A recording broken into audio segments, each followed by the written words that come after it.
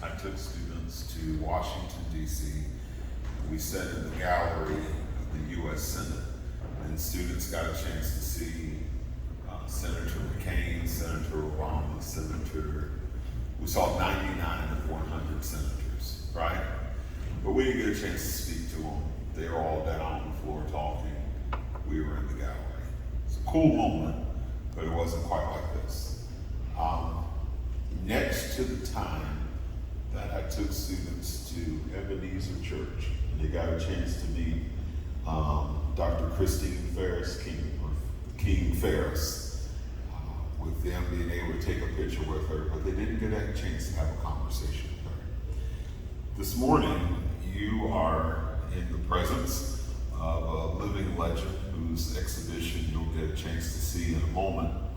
Ambassador Andrew Young needs no introduction, but let me give you a brief synopsis of his many accomplishments.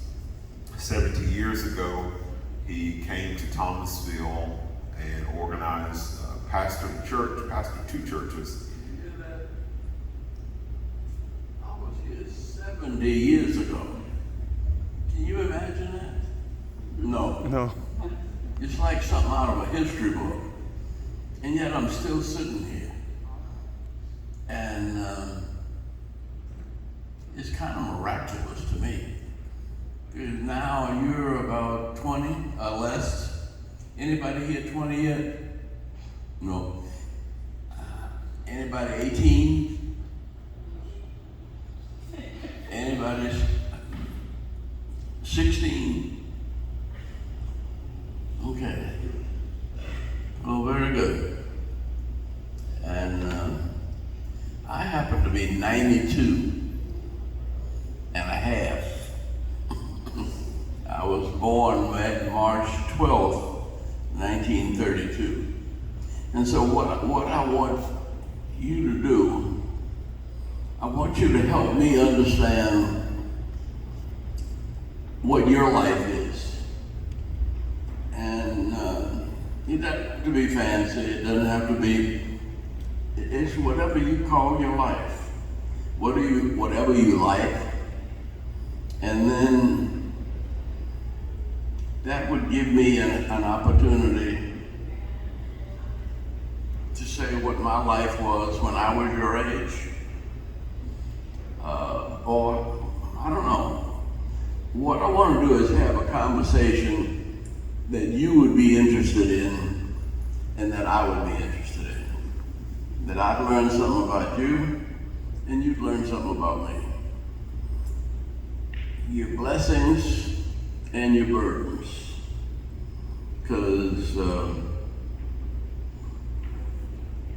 when I was 16, I had more burdens than I had blessings. But it kept getting better. And it will with you too. So, that all right? Gonna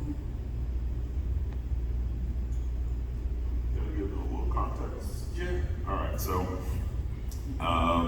Ambassador Young, as we refer to as one of the positions, he was ambassador to the United Nations, right? But he was also mayor of Atlanta and a member of Congress. And probably the thing that many of you will recognize most is when you see the exhibit, he was a very good friend of Dr. Martin Luther King Jr. Okay? So when you think about the context of questions that I want you to ask him, or that he's inviting you to ask questions, okay? The context of those questions, I want them to center around maybe the civil rights movement, past and present. Where have we been? Where are we going with civil and human rights? The other part is, I know I shared with some of you when the Olympics, and I know some of you have been catching a couple of glimpses of the Olympics in Paris right now. In 1996, before any of you were born, Ambassador Young was the chair of the Olympics coming to Georgia. So when you start thinking about how many of you have been to Olympic Park in Georgia, in Atlanta, the Olympic Park in Atlanta, right? He's largely responsible for that and many other infrastructure projects there. I want you to think about that as well. And maybe the third part, if you'll share with them some of your continued work through the Andrew Young Foundation and some of your efforts on the continent of Africa. Okay. Alexis Bean, where are you? Stand up. Tell me your name too. Loud. Okay. And you're asking the first question. I tell you what, why don't we leave these alone? And you talk about it, and I'll talk about it. Is that all right? Okay, good. You got it now.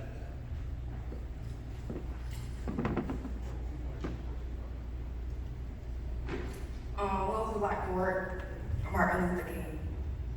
Well, let me ask you, before you ask me that,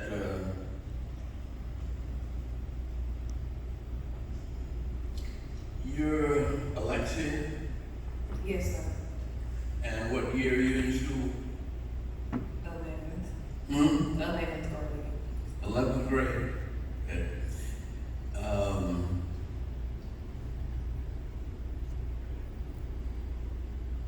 Do you all have something like a little United Nations in school? Have you had that program? We're working on getting that started. Okay. Just had a conversation Very good. I'm trying to make some connection that you're in, you have any problems? I mean, I don't remember having any problems when I was 16. I just took life for granted. Had a real easy time. You got an easy time or a hard time? It can be both sometimes. Huh? It can be both sometimes. Both? Okay. All right. Is there anything else you wanted to talk about? What's on your mind? Anything? What's on my mind is I'd like to know what you think of what's going on now, and what you're thinking about, what you're going to do about it, either to keep it from being bad or to make it better. I mean, At times, I feel like history can repeat itself. I said at times, I feel like history can repeat itself. history is repeating itself. Okay. In what way? Like when it comes to police brutality. Huh? When it comes to police brutality. I can't.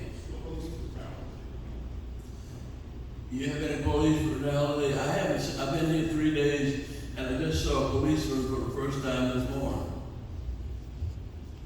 You have police brutality here.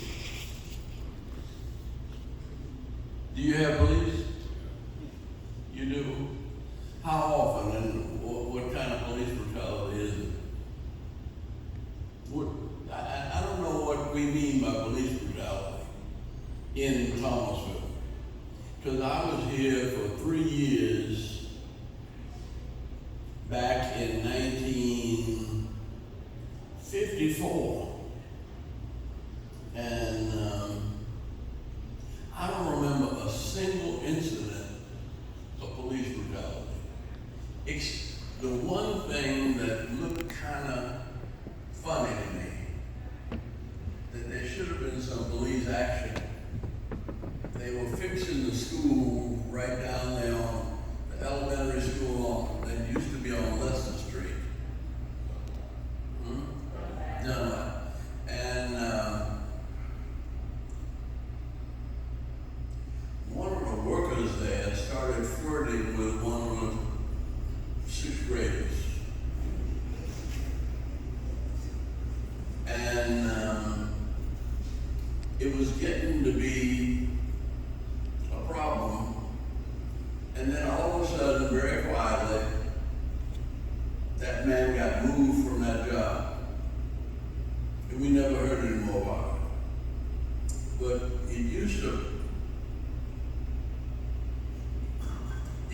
bother me that Thomasville seemed to not have any police problems. That the police seem to get along pretty well with everybody.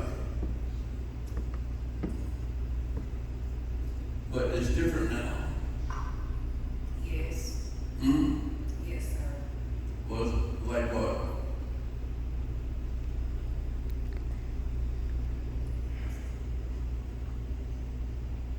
So you're talking limited, I think she's talking limited national scale, and you're asking. Well, I understand that, and that's what, like I'm talking to my granddaughter in Atlanta, and she's talking about police brutality, and we have police brutality in Atlanta, but she's talking about something that happened in Minnesota, or something that happened in Brunswick. And when you add it all up,